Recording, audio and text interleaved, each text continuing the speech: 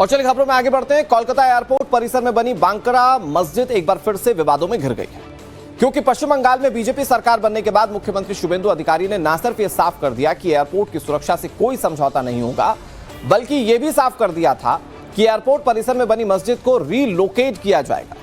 और इसी के बाद पश्चिम बंगाल की सियासत में भूचाल आ चुका है। बांकड़ा मस्जिद कमेटी ने सरकार के इस फैसले का विरोध किया कि मस्जिद रिलोकेट क्यों की जा रही। मस्जिद कमेटी के अध्यक्ष सिद्दीकुल्लाह चौधरी ने विरोध जताते हुए आज प्रदर्शन का ऐलान किया है। सिद्दीकुल्लाह चौधरी ने दावा किया कि आज यानी कि जुमे के दिन बड़ी तादाद में नमाजी मस्जिद पहुंचने की कोशिश करें, अगर रोका गया तो प्रदर्शन होगा। हालांकि उन्होंने यह डिस्क्लेमर जरूर दे दिया कि प्रदर्शन शांतिपूर्ण तरीके से किया जाएगा।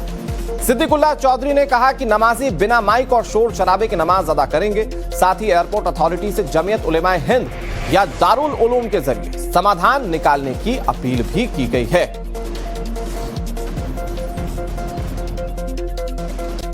कल जुमा है। इस जुमा के दिन बंगाल के 1 करोड़ मुसलमान मां बहनों से गुजारिश की कि ये बैज पहनेंगे, ये पहनेंगे, नमाज पढ़ने जाएंगे, अल्लाह से दुआ करेंगे और पुरअमन एहतिजाज करके चले आएंगे और इसमें कोई प्रदर्शन नहीं होगा।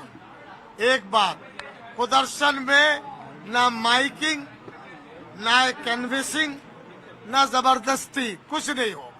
एयरपोर्ट अथॉरिटी ऑफ इंडिया कह रहा है कि ये विकास के लिए है और आप कह रहे हैं गुंडागर्दी। ऐसा बात सुन लीजिए आप, अगर विकास का एक नोटिस लगा देते, अथॉरिटी के साथ 24 ईयर्स हमारा लेन देन है, चिट्ठी है, चिट्ठी देने में क्या परेशानी है उनको, नोटिस देने में क्या परेशानी, बातचीत करने में क्या परेशानी।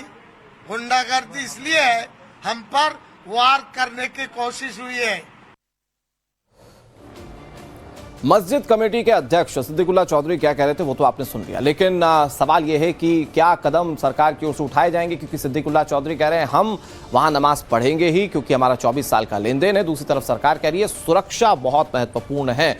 लेकिन यह विवाद है क्या, मैं आपको जरा समझाने की कोशिश करता हूं। बांकड़ा मस्जिद पर विवाद क्यों? कोलकाता में एयरपोर्ट परिसर में मस्जिद बनी हुई है, एयरपोर्ट के परिसर के अंदर वो बांकड़ा मस्जिद बनी हुई है। एयरपोर्ट में सेकेंडरी रनवे के पास ये मस्जिद मौजूद है। फ्लाइट ऑपरेशन के दौरान इस मस्जिद की वजह से दिक्कतें होती हैं। 1960 में बांकड़ा गांव को शिफ्ट किया गया था। इस जगह से बांकड़ा गांव जो था वो शिफ्ट हो गया था और यहीं पर एयरपोर्ट बनाया गया। बांकड़ा गांव की जमीन पर एयरपोर्ट का विस्तार हुआ था। मस्जिद शिफ्ट करने पर सहमति उस वक्त नहीं बन पाई थी और मस्जिद को यथास्थिति वैसे रहने दिया गया था। 2003 में मस्जिद की वजह से रनवे का डिजाइन बदला गया था। एयरपोर्ट की सुरक्षा के लिए मस्जिद एक बहुत बड़ी चुनौती है, क्योंकि जितने लोग आप जाते होंगे एयरपोर्ट, सीआईएसएफ पहले जांच करती है सभी लोगों को, तभी अंदर जाने देती है। और नमाज के लिए सीआईएसएफ पहले नमाजियों की जांच करती है और फिर सारे पैसेंजर्स को उस वक्त वेट भी करना पड़ता है। तो वो सिक्योरिटी के लिए एक बड़ा थ्रेट दिख रहा था। जांच के बाद बस में बैठाकर मस्जिद पहुंचाए जाते थे नमाजी। एयरपोर्ट सिक्योरिटी गेट से 2.5 किलोमीटर दूर ये बांकड़ा मस्जिद जो है वो मौजूद है। और आज चूंकि जुमा है और जुमे की नमाज अदा की जाएगी, सिद्दीकुल्लाह चौधरी कह रहे हैं आप जाइए जुमे की नमाज अदा करने के लिए और शांतिपूर्ण तरीके से नमाज अदा कीजिए। लेकिन सरकार कह रही है कि यह मस्जिद को रिलोकेट किया जाना बहुत जरूरी है।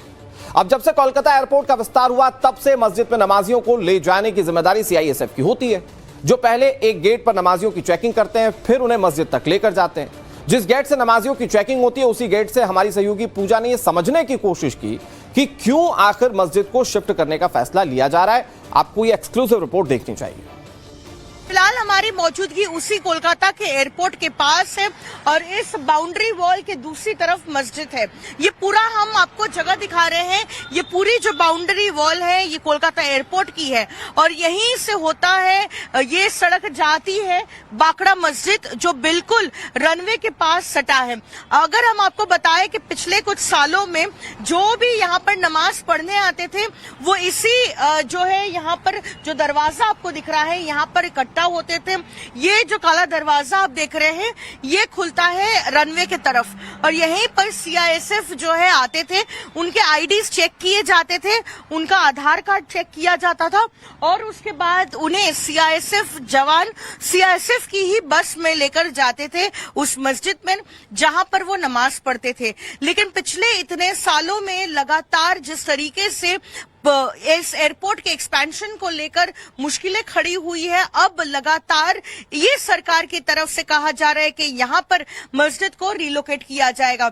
आपको बताते हैं तकरीबन शनिवार को ही ये कहा गया कि अंदर रेनोवेशन काम के लिए 2 दिनों के लिए इस बाकड़ा मस्जिद को बंद किया जाएगा, और इससे पहले भी कई सालों तक ये लगातार बातचीत होती रही है कि इस मस्जिद को दूसरी तरफ रिलोकेट किया जाए, लेकिन मस्जिद कमेटी में जो लोग हैं ये मानने को तैयार नहीं। दूसरी तरफ बात अगर मुख्यमंत्री शुभेंदु अधिकारी की करें तो वो साफ कह चुके हैं कि एयरपोर्ट की सुरक्षा में कोई खिलवाड़ नहीं किया जा सकता। बंगाल के मुख्यमंत्री ने कहा कि एयरपोर्ट बेहद संवेदनशील इलाका है क्योंकि पड़ोस में चीन और बांग्लादेश जैसे पड़ोसी हैं। ऐसे में एयरपोर्ट को खुला नहीं छोड़ा जा सकता। यही वजह है कि मस्जिद को शिफ्ट करना होगा।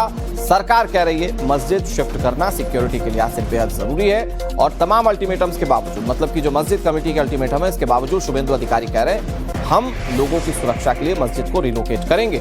सुनिए क्या कह रहे हैं शुभेंदु अधिकारी। এখন নরম নরম কথা বলছেন, জাতীয় সুরক্ষা এবং বিমানবন্দরের নিরাপত্তা আগে দেখতে হবে। এই বিমানবন্দরের লোকেশন খুব গুরুত্বপূর্ণ নিরাপত্তার ক্ষেত্রে। চীন, বাংলাদেশ সব কাছে, এটা আন্তর্জাতিক বিমানবন্দর, এইখানে এইভাবে খুলে রাখা যায় না। বাকি ঠিক আছে। तो ये एयरपोर्ट बहुत महत्वपूर्ण है देश की सुरक्षा के लिहाज से, जाति धर्म से ऊपर उठकर इसको लेकर सोचना पड़ेगा, ये शुभेंदु अधिकारी कह रहे हैं। हमारे साथ पूजा जुड़ गई हैं और उनकी वो रिपोर्ट भी अब से कुछ देर पहले की आपने देखी कि कैसे वहां पर एक वैकल्पिक मार्ग से नमाजियों को ले जाया जाता था। पूजा, सरकार कह रही है चूंकि सुरक्षा की बात है देश की, हम ऐसा करके रहेंगे। मस्जिद कमेटी कह रहा है आप ऐसा कर नहीं सकते, हम वहीं जाकर नमाज पढ़ेंगे। क्या होने जा रहा है इस मामले में, क्योंकि दोनों तरफ से अभी तो मामला बहुत रिजिड नजर आ रहा है।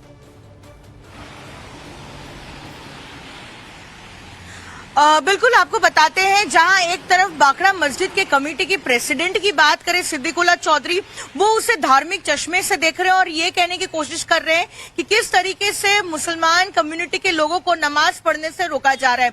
लेकिन सरकार का कहना बिल्कुल साफ है, मस्जिद या फिर कोई भी अगर धार्मिक स्थल होता वहां पर, ये नेशनल सिक्योरिटी के लिए एक ब्रीच है, क्योंकि महज 165 मीटर के जो दूरी पर जहां पर सेकेंडरी रनवे है कलकत्ता एयरपोर्ट का, वहां पर यह मस्जिद है। अगर कोई और भी धार्मिक स्थल होता तो उसे भी रिलोकेट करने के लिए कहा जाता, क्योंकि पिछले कई सालों से लगातार गुजारिश की जा रही थी, लेकिन फिर भी सरकार ने इस पर जो है तवज्जो नहीं दी और इस जो है मस्जिद को रिलोकेट नहीं किया। ऐसे में सेकेंडरी रनवे का तो ना ही एक्सपेंशन हो पा रहा है और ना ही कलकत्ता एयरपोर्ट का एक्सपेंशन हो रहा है, क्योंकि बड़े ऐसे एयरलाइन से जो वाइड बॉडी एयरक्राफ्ट यूज करते हैं उनकी लैंडिंग नहीं हो पाती है।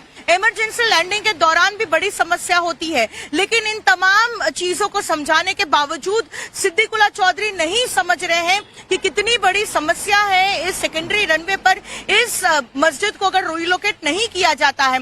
और आज उन्होंने ये कह दिया है कि लगभग 1 करोड़ नमाजी वहां पर इकट्ठा हो, नमाज पढ़ने की कोशिश की जाएगी, और अगर उन्हें नमाज नहीं पढ़ने दिया जाता है तो फिर वहां पर विरोध प्रदर्शन करेंगे। हालांकि वो ये भी कह रहे हैं कि वो कोई शोर शराबा नहीं करेंगे, स्लोगनियरिंग नहीं होगी, माइक का इस्तेमाल नहीं किया जाएगा, लेकिन फिर भी सरकार की तरफ से प्रिकॉशनरी मेजर्स लिए जा रहे हैं, क्योंकि बेहद संवेदनशील इलाका है। कोलकाता एयरपोर्ट एक हाई सिक्योरिटी जोन है, लेवल 3 की सिक्योरिटी होती है।